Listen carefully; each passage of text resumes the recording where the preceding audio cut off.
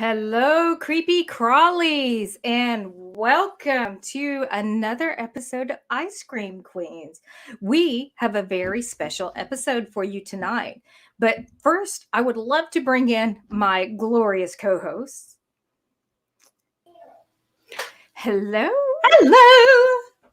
So, Lauren and Magda, how is Hello. everybody doing this evening? Doing good. How are you? I am doing great, doing wonderful. It's been chaos at my house, and if it wasn't chaos during the holiday season, it wouldn't be my house. How is everybody doing? Very well. I had a rather relaxed holiday for once. I wasn't traveling, so that was lovely. And That sounds great. I got something fabulous in the mail that I've been waiting for. I could not wait. I finally got sterling Rings, yes. Those are the finger splints. That's right. This one is a set of. This is a set of two that is hinged in the center, which stops these two joints from moving backwards. And then I have the swan neck, the thumb. If I take it off, that is what it stops it from doing. Oh my gosh. So with that, it won't move. It stays static. That's what these are for, is to stop these from bending in ways they're not supposed to. They're also beautiful. They are gorgeous. Sterling silver, so they're nice and shiny. I was excited. And I understand you had these specially made for you. Is that correct?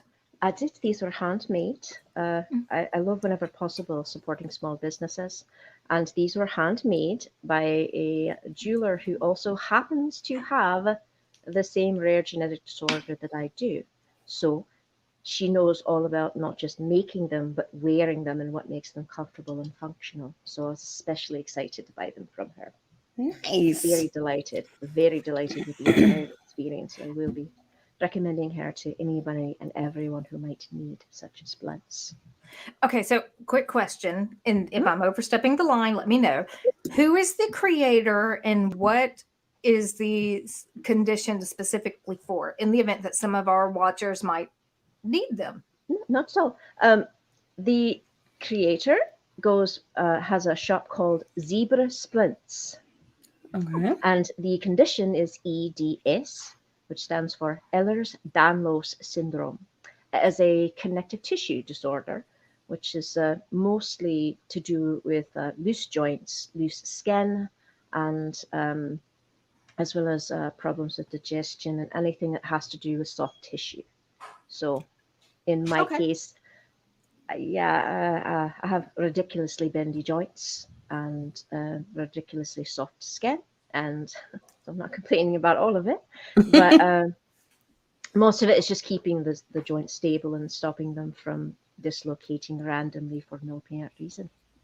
So, but zebra splits is what they're called, and you can find them rather quickly by searching for them online. Definitely recommend them. They're lovely. She was lovely to work with, and the product is spectacular. And she even makes some that are even fancier. She can make them with little skulls and little rosettes, and she can put gemstones on them. So you can make them look as much like jewelry as you like. Oh, wow. I just like the sterling silver was simple and sleek. So when I'm sewing, I don't have to worry about a charm getting caught in something. I gotcha. That's nice. But it's nice also if you want to like switch it up and do something a little bit different. So yeah, because as women, we love anything that is beautiful that we can adorn ourselves with. So well, I'll definitely be buying some purely for the look of them as well. But I thought I'd try the simple ones first. So, go ahead, Lauren. I was about to say with that, why don't we go ahead and bring in our guest? Yes. Do drum roll. I don't know if I can make a drum roll. There we go. Hey, we have ALLIEWHEELZ. Everyone say hi, Allie. Hello, everyone. I'm so excited to be here. We're excited to have it. Yeah, that's what she said. Something like she said. Starting off early with the that's what everything. We're starting off early with the that's what she said jokes. Oh, how are you this evening? Doing wonderful. Super excited to be here. Very happy that you guys asked me to be here just because, I love your face so much. So, we have someone saying hello, Allie. Let's go. Lizzie! I know that person. All right. So our topic of the evening was representation splatters, where we wanted to kind of talk about representation in horror, whether it be good or bad, with different what's the word here? Disabilities, ailments, and Disorders. and the such and like trying to use all of the correct words. I did a bunch of research on this. Allie, you were talking with us in the chat about a movie. I think I mentioned it, and you said that you highly suggest it because the actress actually did need a wheelchair, or actually was disabled, and it was called Run. Okay, so yes. I rented it. And I binge watched that with my husband and my littlest, and oh my gosh. So good. So good. It had me, the roof scene, roof. I don't want to give it like spoiler alert, but that roof scene had me on like the edge of my seat, like, ha!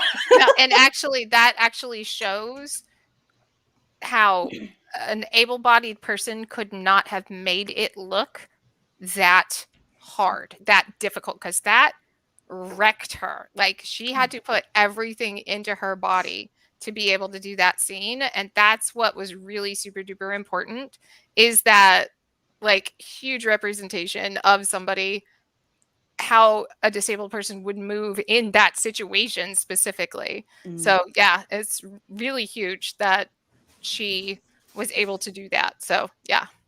Yeah, I've been like waiting to talk about this movie because I watched it and I was just so blown away by the acting in it. One of the main actress, the one who plays the mother, is already like one of my favorites from American Horror Story. And then I got to see this new actress. I've not seen her before. And she just, the way that she had these expressions on her face when it was like the realization hits as to what's going on around her and what's been happening. Oh my gosh, I hope to see her in so much more. Phenomenal actress. So good. Okay, now that I've gotten that out of my system, sorry, I had to like this one right now. While we're on the movie topic, what's some of your favorites that has this kind of like characters or themes? So I am definitely an 80s horror movie fan. The campier, the better. Those are my favorites. They're wonderful. But my most favorite horror film with a disabled main character would be Silver Bullet. And it's not just the fact that the kid is in a wheelchair, because, yeah, that's huge, but it's the way the family interacts with each other, how the sister treats the brother, like, he's so annoying, I don't want to help him. Just with how the uncle is just like, he's a normal kid, he can do whatever he wants, and he builds him this badass wheelchair that goes like 90 to nothing. And as a child, all I wanted was a chair like that, by the way. Like, yeah, no, I needed one that was gas powered that could just get me from A to B and go anywhere that I wanted to go. But like, it's Stephen King, so of course it's well written. So can't go wrong with Stephen King. But like, there wasn't a lot of representation for me growing up, so that one was a big one, especially because I am a horror fan. Yeah, I was trying to come up with movies with like I went through a couple different scenarios. I was like, okay, let's think of some movies about blind actresses or blind, and then maybe some deaf ones. And then I got to people in a wheelchair, and I got stuck for a hot minute. All I could remember at first was Freddy Krueger 3, the one who was really into D&D. And he got, murdered and all of that. That was the only thing, because that iconic scene of that like crazy, creepy wheelchair in that hallway just kind of sticks with you. I've always wanted that as like a picture on my wall. But but that was the only one I could really think of. I had to actually like do some research on it. Yeah, Friday You the also have 13th has one. in Texas Chainsaw Massacre. Yeah, and Yeah. Texas Chainsaw Massacre. But Although he's not a great character. I mean, I did some reading up on that. Token? Mhm. Yeah. Yes. Yeah. Yeah, I did some reading on that. Someone wrote a really good article about that character specifically, about why he was like very unlikable. And they were like, he was 100% perfectly fine acting the way he was because 0 people gave any thought as to how he was going to participate in this trip. Like, how is he going to get off the bus? I don't know. Just stay on the bus. How is he going to? No one gave 2 flips about trying to include him in this expedition. And yeah, the character was upset about it, and rightfully so. So yeah, he was grumpy, and he should have been. And they wrote a really good article about it, and I was like, well, yeah, now I like this character. Okay. You know, I always watch characters, and I'm trying to remember the character's name from Texas Chainsaw Massacre, and they're not always portrayed in the best light, but sometimes you look at them and you're like, is this realistic? Is this not realistic? Because how you handle a situation is all based on the person internally and how they handle the situation. Well, one example that I was going to mention was on top of me having EDS, I also have another disorder. Interestingly enough, on the same chromosome in the human body called EPP, which is erythropoietic protoporphyria. It's a mouthful. Porphyria, in my case, the type that I have, manifests as a sensitivity to light, specifically visible light and sunlight in particular. It's quite often only half jokingly referred to as the vampire's disease, the type that I have. There are 2 types of porphyria. There's cutaneous, which is the type that I have, and then there's acute. Cutaneous is the one that's associated with vampires and werewolves because the sunlight, and what most people don't know is the reason why it's also associated with werewolves is because of the fact that if you are allowed to stay too much in sunlight, like you refuse to get out of it, or you can't, your skin begins to try to protect itself. And as a result, the skin starts to get scarred. It starts to get thickened. It starts to grow extra hair. It becomes hyperpigmented. You see where this is going. On top of that, your gums begin to recede, which makes your lips look, your teeth look a bit more fang-like. And even your nail beds will begin to recede, which gives you a bit of a claw. So throughout history, people who did not know, you could see how ignorance of this particular disorder would bring to the rise of things like vampires and werewolves. So me growing up, having porphyria, knowing that I couldn't be in sunlight, I couldn't do a lot of things that other people did. You want to talk about not having representation. Yeah. But so some years ago, a movie came out called The Others. Ooh, Now, I The love Others. Oh, I remember that. But the background was when I first watched it, I thought, oh, these people have porphyria. These children, they have porphyria. That's got to be what it is. I could see that now that you say that. Yeah. And the end, the discussion with that I read about was actually a closely linked disorder, which is also photosensitive, which is called xeroderma pigmentosa, which is not a form of porphyria, but it has a lot of the same comorbidities. So, yeah, I grew up being called a vampire. So, you know, there are days where I wonder if my Gothic tendencies either, I don't know if I would have naturally become that way or if I sort of leaned that way because of the fact that I can't be in light and because I got called a vampire from the time I was 2, you know. So I don't know. I mean, I love my Gothic self and I wouldn't change it for the world. But who knows? You know, could I have been a sun bunny? I don't know. But at the moment, I'm definitely not. And I've accepted it and I live with it. But it's interesting seeing how vampires are portrayed and how werewolves are portrayed and seeing someone like myself, as I said, for the first time ever in a movie when I got to see The Others. It's interesting that you mention if your illness and your comorbidities would have created the aesthetic. I actually have to take in vitamin D, so I am a sun bunny, but I'm Yes. also but I process it a lot different. Like I have to actually have light therapy for my issues, but I'm extremely pale, so I don't process vitamin D and sunlight the same way everybody else does. So I think that our Gothic tendencies we lean towards as an aesthetic because we think it's beautiful. I would agree. Well, the very fact that I have EPP, EDS, and I'm a redhead, so I'm sort of a walking mutation. So when it comes to representation, I know you mentioned the others, and then you've mentioned Silver Bullet. Those are movies that you nostalgic, like you loved. What are some of the ones that came out and you're just like, oh, I did not like this. I mean, you didn't feel like they did a good job representing in the movies. Well, I had mentioned the Friday the 13th 2, the second one. They did have a kid in a wheelchair. And the way they represented him was like oh, you guys go have fun without me. I'm such a burden and I don't get to have fun and I can't make out with girls and blah, blah, blah. That one I was just like, oh, that's really sad. And I hope like that's not what they think about everybody who's disabled, because not everybody in a wheelchair is like that. It's just like, no, you guys go ahead, go have fun at the party. I'll just stay at the cabin. Which, I mean, obviously set him up to die first, which makes sense.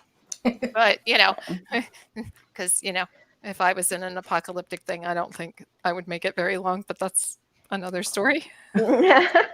Actually, I have to say, my absolute, I don't know, favorite, I suppose, is a weird way of putting it, considering what it is.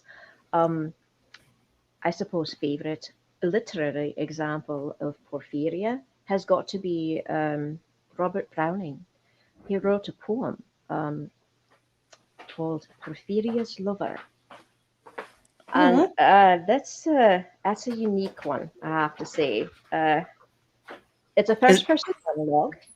And is it long or is it readable? No, it's a first-person monologue that's in 2 parts. And the first part is describing this beautiful but intense and passionate encounter between the narrator and his lover, whose name is Porphyria.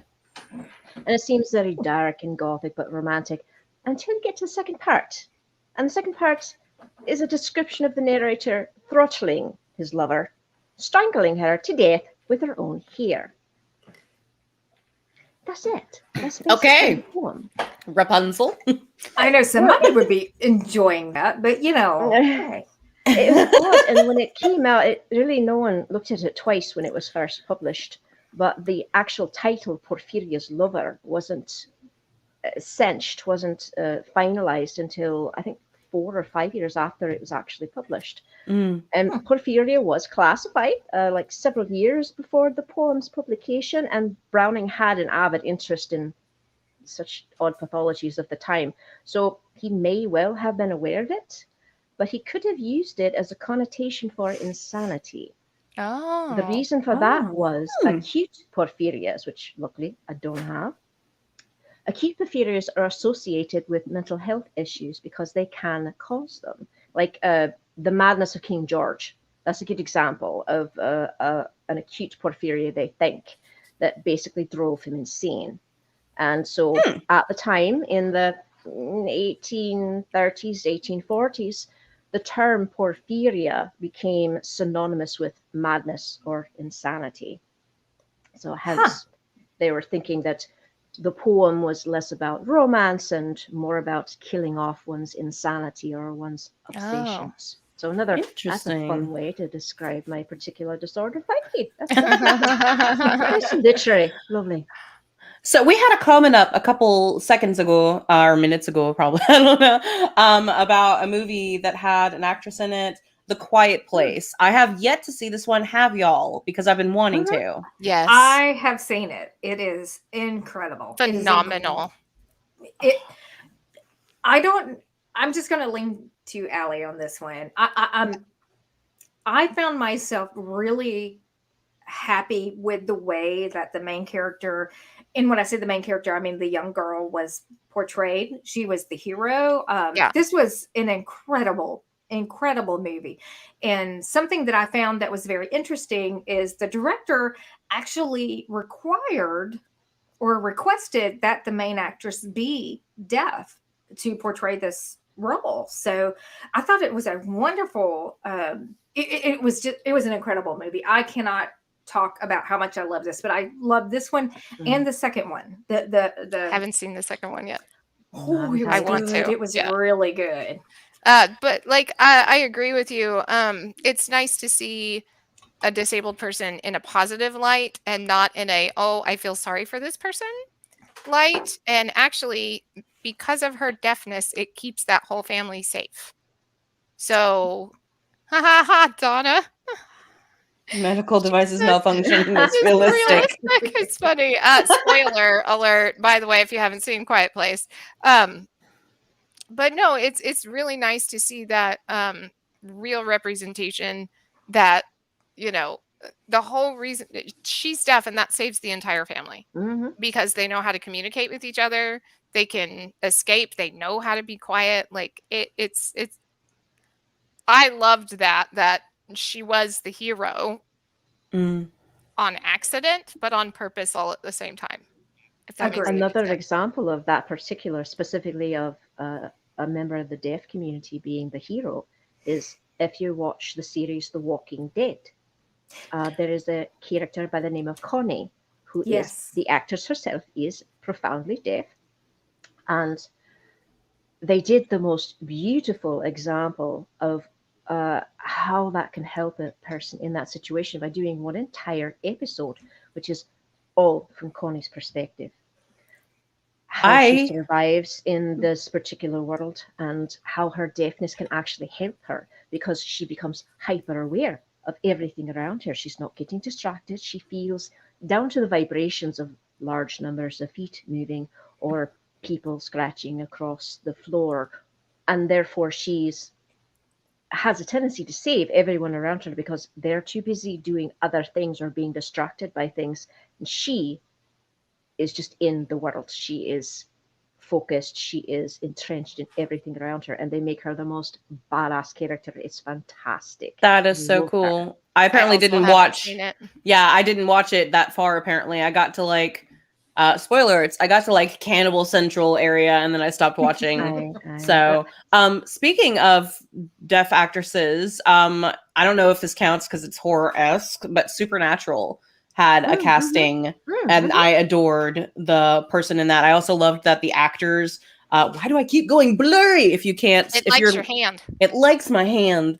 But I like how the actors worked on learning sign language so they can, while they're doing their lines, do sign language in character, you know, while talking at the same time.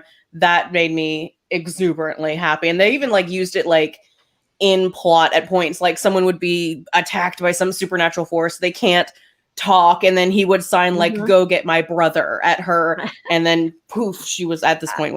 Spoiler alert! Actually, all of the spoilers. I actually have I have a connection to the deaf community because of the fact that when I was very little, my mum actually taught English at a school for the deaf. So I grew up around the capital D deaf community, and for a very long time was fairly decent at sign language, but I freely admit I've let it slip to the point where I can follow it easier than I can answer back. Like I can usually pay attention and I can follow the conversation, but I look like a 2-year-old answering back. A lot of finger spelling involved. My other problem is that I learned European, I learned British sign ESL. language, not American. So ASL gives me fits sometimes. I look at something and say, no, that's not at all what that means. But it does help. And for a time, another weird little factoid about me, I worked on a back in the day before texting, they had teletype telephone operators. Mm-hmm. And at a time, I worked as a telephone operator for the deaf. Oh, Where that's they would, cool. That Oh, is wow. super cool. so Yeah. that was enjoyable. I actually rather enjoyed it. It was quite a blast. I kind of missed that. It was so fun, but it's not really needed anymore with as much as you can do just about anything now with your phone. You couldn't do that previously. So needless to Technology is say, an I've just amazing thing aged for the myself by disabled saying that. community. Mm. Mm-hmm. So, are there any other movies you wanted to bring up or TV shows? Anything along those lines? Because we spoke about like, I don't know, 50 when we were discussing this topic. We just kept throwing them out there. There are some negative ones. Okay, let's go. Um, Let's hit them. like Yeah. Candyman, amputee. Oh, Okay. Yeah. oh. So he is the bad guy. The bad guy. You know, he got his arm Yeah. chopped off and shoved. Spoiler alert. Sorry. Shoved a hook into his stump. So it's a really negative connotation of a disabled person. Being the bad guy. But I think you the run into that a lot of times in Hollywood just because Hollywood is so used to everything being perfect and beautiful. And what they don't Mm. realize is that a lot of times the disabilities are perfect and beautiful. I would Well, agree. the one that immediately comes to my mind has to be Freaks from the 1930s. Right. I was gonna bring that one up too. Yeah. That entire thing is nothing but negative connotations of quite a few disabilities of one form or another. Mhm. They are shown as psychopaths, they are shown as dangerous, they are shown as monsters. When in reality, the first time I watched it, all I can think was, what's all the able-bodied people, the horrors in this? Not Mhm. the disabled ones. Oh, All the that's like disabled ones were doing was trying to live their own lives and not be exploited. And they were so they were a community, but they're a community that were willing to accept even able-bodied people. Because if you notice, when one of their ilk decides to marry a perfectly abled person, they don't blink. They don't think it's strange. They don't, cower. They don't move away. They don't attack her. They immediately embrace her. They're ecstatic. They're joyful because she's part of the community. That is not the way that the able-bodied people react in the entire movie. So yeah. I immediately had a completely different reaction to it than what was the original reaction when it came out. But that's another example of a different time period where that's not how people thought at the time. Most people didn't see these sort of people. They didn't know that this was perfectly normal and was not a moral failing on the part of those people. At the time, that it was. Yeah, which perfectly goes along with the title of the episode, Representation Splatters. Matters. So Allie, you brought up Candyman with the loss of the arm, and yeah, not a great representation there, but I just want to go on the opposite end and be like, Ash, Evil Dead, Right? is Great my man. representation, right? Exactly. Bruce Campbell. He can give me sugar anytime he likes. Oh my god. But he gives a badass twist to it versus Right. I'm going to cower in my corner and Mhm. almost be villainized. I mean, he is the hero. So, Mm-hmm. So yeah, that was pretty cool. I just like the character and the chainsaw hand. Of course. Another bad representation would be the sister on Pet Cemetery. Oh my gosh. Meningitis, I think she had. It was something Spinal along those meningitis. lines.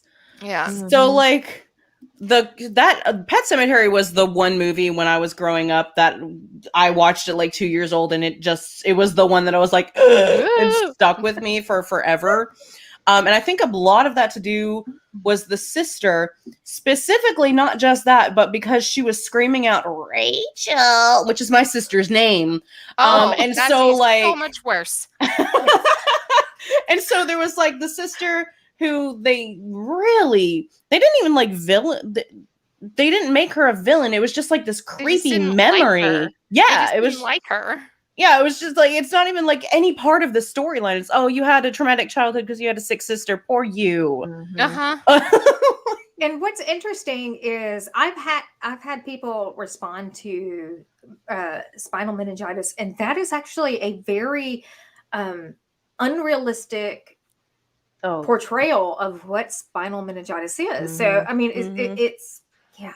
It's really unrealistic and creepy and pointless, to be I honest. agree. I think the only way that the writer could like justify that is it was supposed to be her nightmare kind of memories. You know, like when Mhm. something happens and you remember it worse than it actually was because you were like a kid or it was traumatic to you. Like I have a whole thing with fish because my mom threw fish in my bathtub and now I can't go swimming anywhere. And it was like my mom thought it was hilarious, but to me it was the most traumatic damn thing that ever happened. These freaking fish. Not a big deal, but to me, it's like this huge memory. I think that's what they were trying to go for. But even with that being said, it's still like, did you have to? Did you have to? You No, didn't it was have to. completely pointless. Like it literally led nowhere to the story other than her crying to her husband. Yeah, Like, yeah, that's it was pointless. There was nothing relevant to the story whatsoever. And speaking of Pet Cemetery, I believe in the second Pet Cemetery, if you watched it, I don't know, a lot of people didn't. The main person that was like the villain of the second one, I believe he was I don't know exactly what his ailment was. I believe he was at the time, I think they said special needs. He was That's random. autistic or he was something along those lines, and they didn't really ever say what he was. They just did the very general generic, like, you know, the voice that everyone does when they think of that. He's different. Yeah, that. And that was the entire portrayal of this character in the second Pet Cemetery, and I was just like, and he's the villain. Mhm. Okay. Actually, somebody mentioned, let me bear with me. I am trying to manage the comments and I'm a little crazy tonight. So there was there was a show called Alphas that had an autistic kid, Yes. and I really bad ending. Okay, so we The won't show go had there. a really bad ending. It was Oh. terrible. So my youngest child, Aria, who is going to be 16 very soon, mentioned to me that the new version of She-Ra has a positive autistic character by the name of Entrapta. That is And fantastic. That is I awesome. and I actually started looking into it. First of all, we love She-Ra so much. Same. My youngest child is Catra. I can't. Yeah, she's pretty much a small little angry cat person. That's So adorable. yeah, so that is my youngest child. But when we started talking about the show, she mentioned Entrapta. She's like, I don't know if it really follows suit with what you guys will be talking about, but I really think you should mention it because it is a positive reflection of a person with autism, and we don't always get to see that. So that's for Aria. I wanted to do a little shout out. That is awesome. I love seeing. See, that's one of the things that I have noticed. If you've noticed them when we've been talking here, there's like the not great representations and then the better representations. A lot of these not great representations are a lot older movies. And a lot Yeah. of the newer movies coming out are putting people who have disabilities as the heroes. And I think that is wonderful. Agreed. I agree. Yeah, I love that they're giving the like, hey, they're not just people that the world has to take care of. They can do things. They're capable. They can be the heroes of their own stories. And I they're love hiring disabled actors Yes. to portray Yes. those disabilities.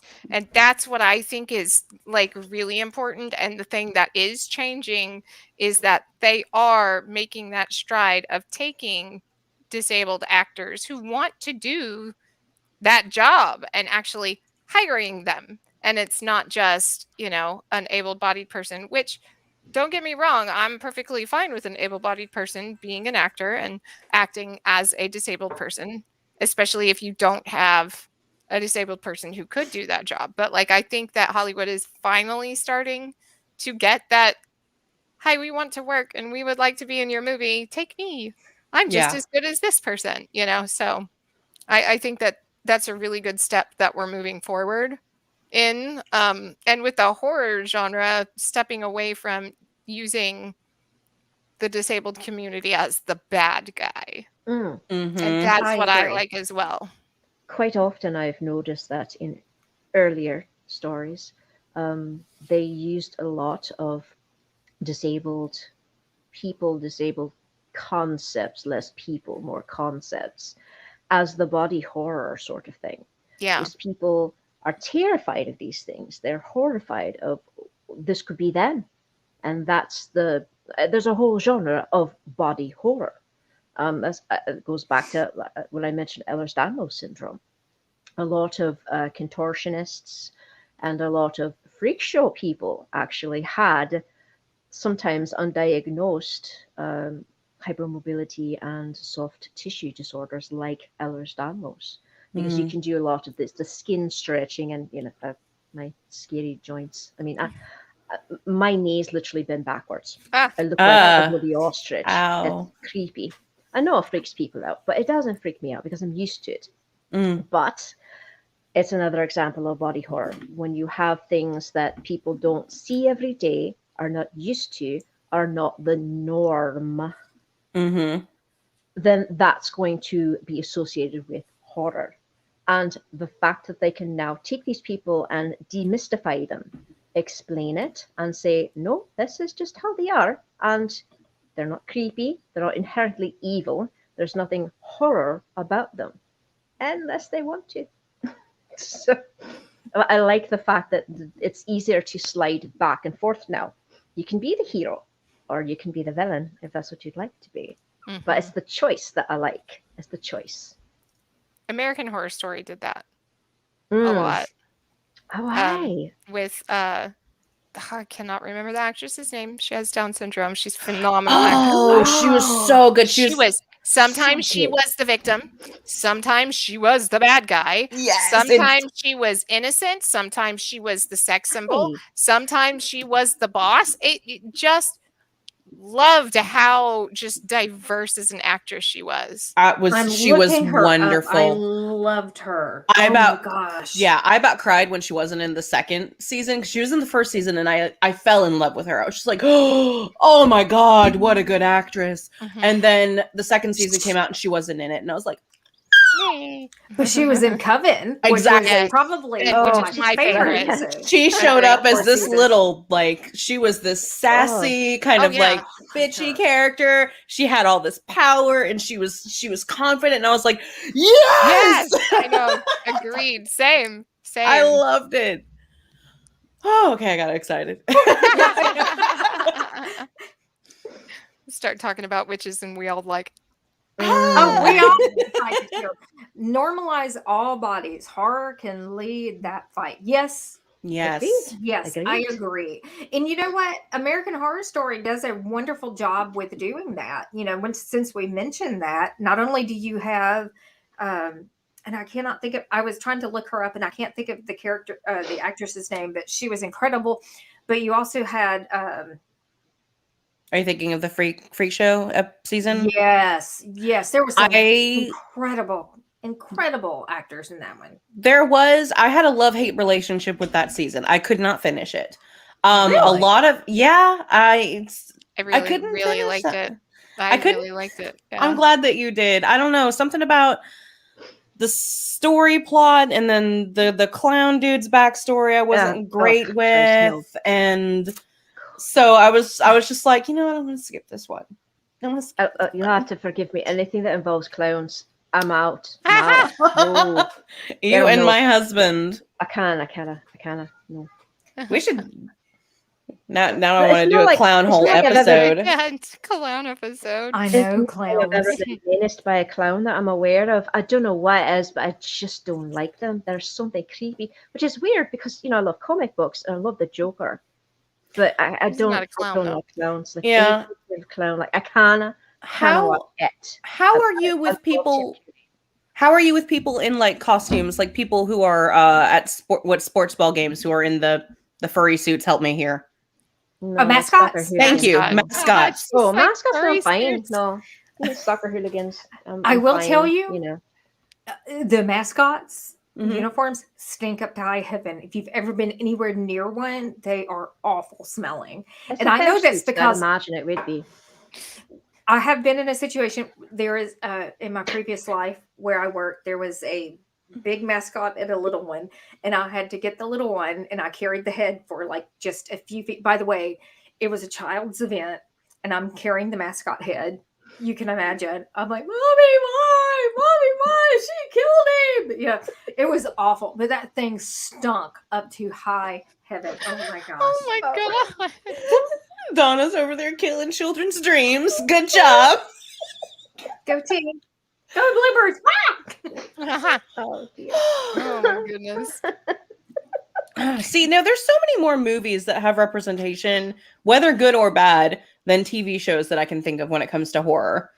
I I can't think of many TV shows at all, other than like the few that we've already mentioned. And I did a bunch of research, and I still could not find more TV shows. Mhm. A movie, Rear Window.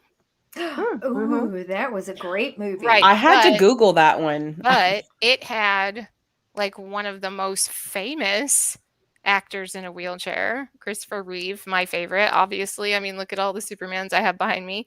Literally Christopher Reeve. So after he became disabled, he got that role. So like good representation of that as well. Because pretty much, I mean, I don't know if you guys have seen Rear Window. It's creepy. It's creepy. I have It's- not seen I it. think it's another Stephen King, isn't it? Again? Okay, I'm I not sure. apparently I'm a I'm- StephenKing fan. Hitchcock. Actually, is it yeah, Hitchcock? it was Rear Hitchcock. Window. Oh, Yeah.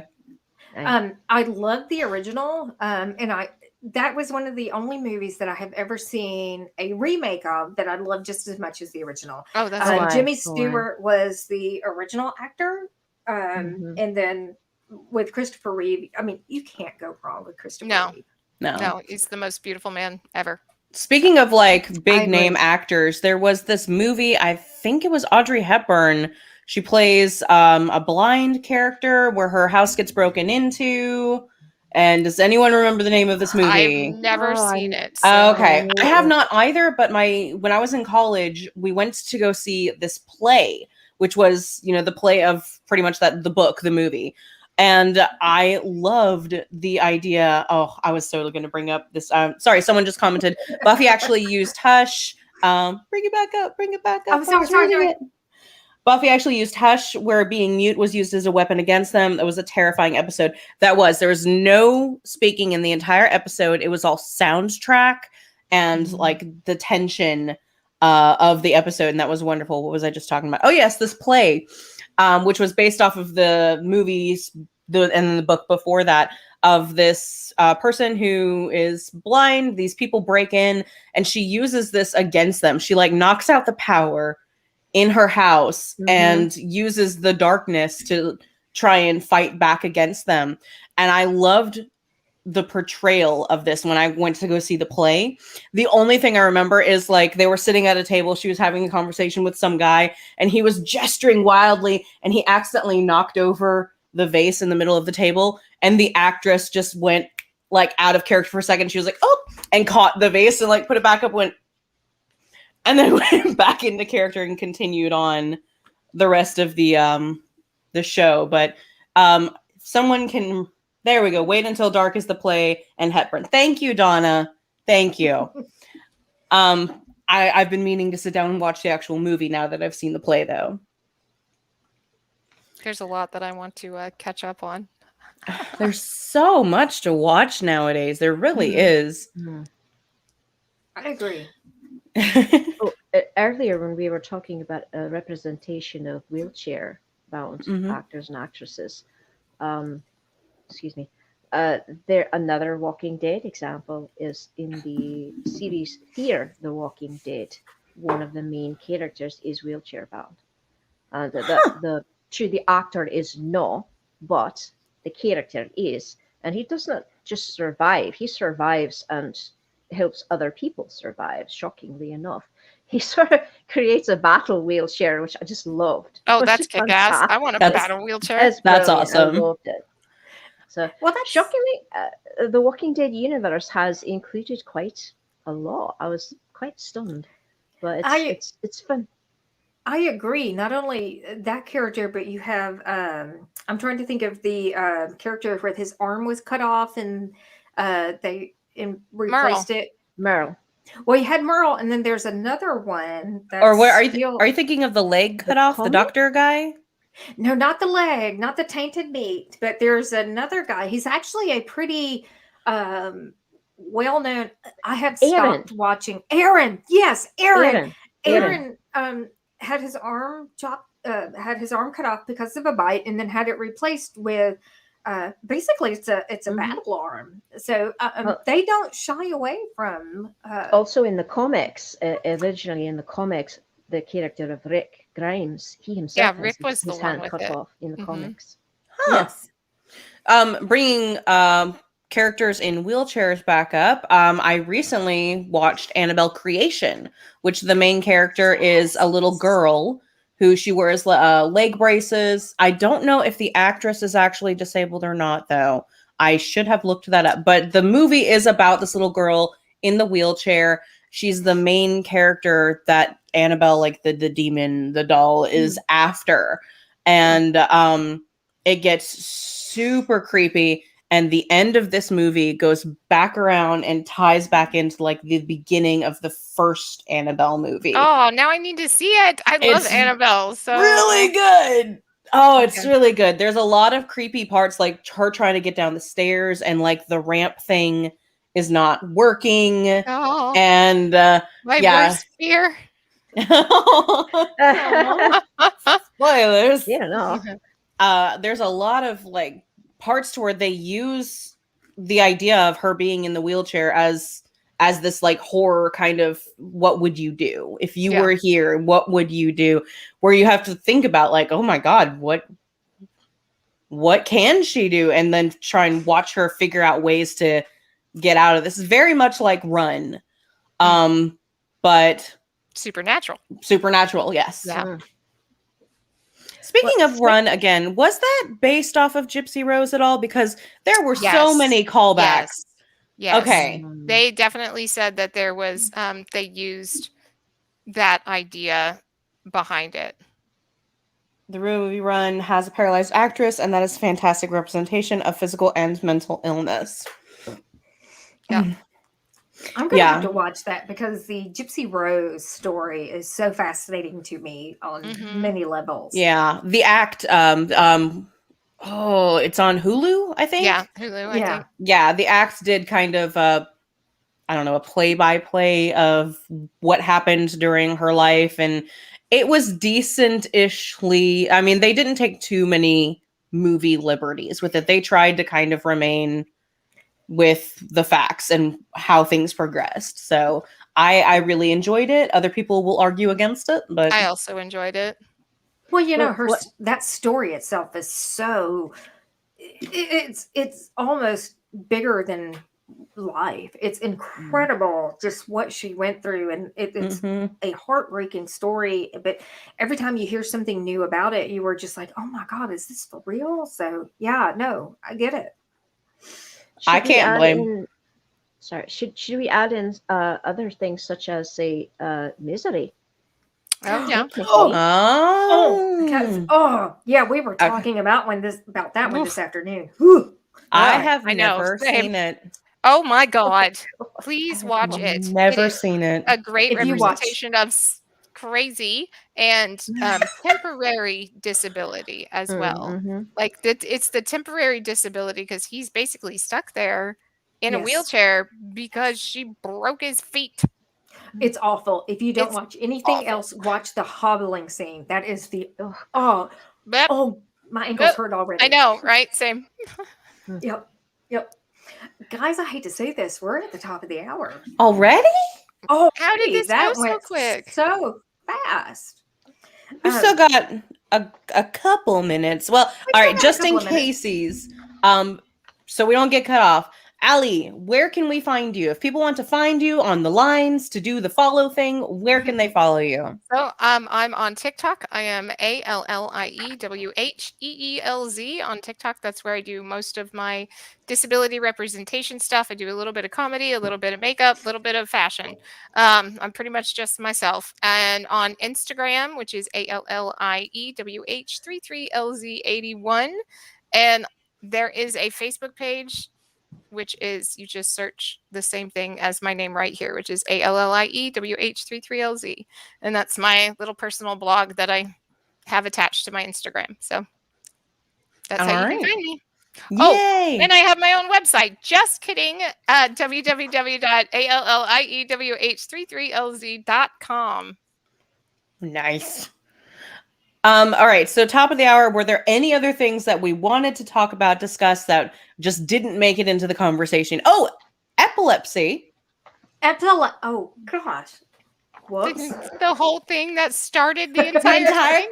Yes, the thing that started this episode and then it trailed around. So November is Epilepsy Awareness Month, and the young lady who reached out to us, she's an incredible person, and I really wish she could have joined us. She is a nurse, and so she is working this evening. But absolutely, if you are not familiar with how epilepsy plays into horror, it is a very interesting and misrepresented illness. So, but yes, November is Epilepsy Awareness Month, and I wanted to kind of point that out. Did we get a little video to play? No, we did not. Okay, I'm gonna take the spot here for like 2 seconds. Then, go right ahead. On epilepsy awareness, a lot of it has to do with the way characters are portrayed, not just in films, but in history. A lot of people who were described to be possessed were having seizures. They were epileptic. A lot of problems in the health industry or the health area where they were, people would think, oh, something's wrong with them. We need to have an exorcism. They were having seizures, and there are documented cases of this. Another area that people don't think about when it comes to epilepsy and horror is a very big jump scare. There's bright flashing lights. There's a loud sudden music. There's jump scares that just pop out and you jump out of your seat. All of those can be triggers for a specific kind of epilepsy. And so whenever people put up the things like there are flashing lights in this, those are for people who have this specific disability. I believe it's grand mal seizures. Yes. So it has a lot to do with not just horror in general, but when it comes to movies, anything that has these surprises, these loud noises, it can be rock concerts, it can be anything. Specifically, horror movies have done a lot of triggering, though. Come to mind The Exorcist.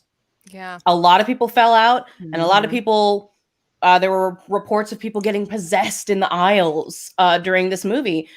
Come back to think of it, a lot of people that was probably having seizures. It was one of the first big movies that had pop scares like that people took it to heart.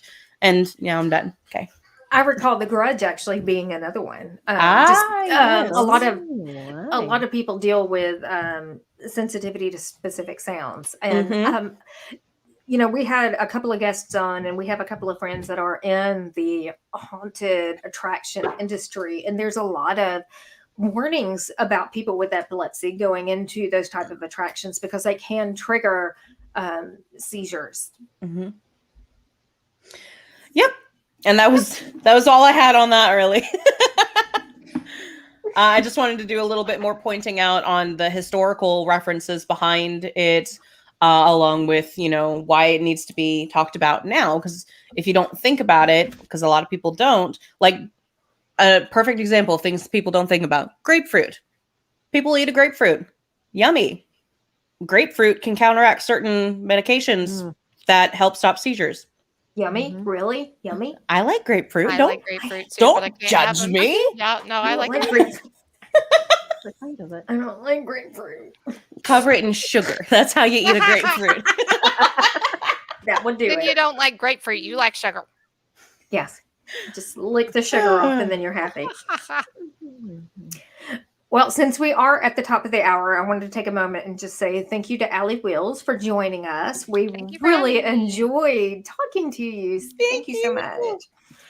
Also wanted to say thank you to Johnny and Back at the Cereal Box for hosting our show, and the Cabana Boy, which can't be here tonight, which is why this is a little behind the scenes. But thank you so much. You did If wonderful. Thank you, thank you, thank you. I'm not used to doing the behind the scenes. So I'm like, when am I there? Push the button. If you like what you saw and you want to sponsor us, we do have. Hang on, let me find it. There's a banner. Distraction. Is that the right one? Buy me a coffee. You can buy There we us a go. coffee and donate to the show and keep us up and running. But yeah, if you want to like basically support a show, support an individual host, you're more than welcome to do that. Our next show is December the 12th, and we hope to see you there. And with that said, pleasant screams. Thanks. Bye. Bye. And all that jazz.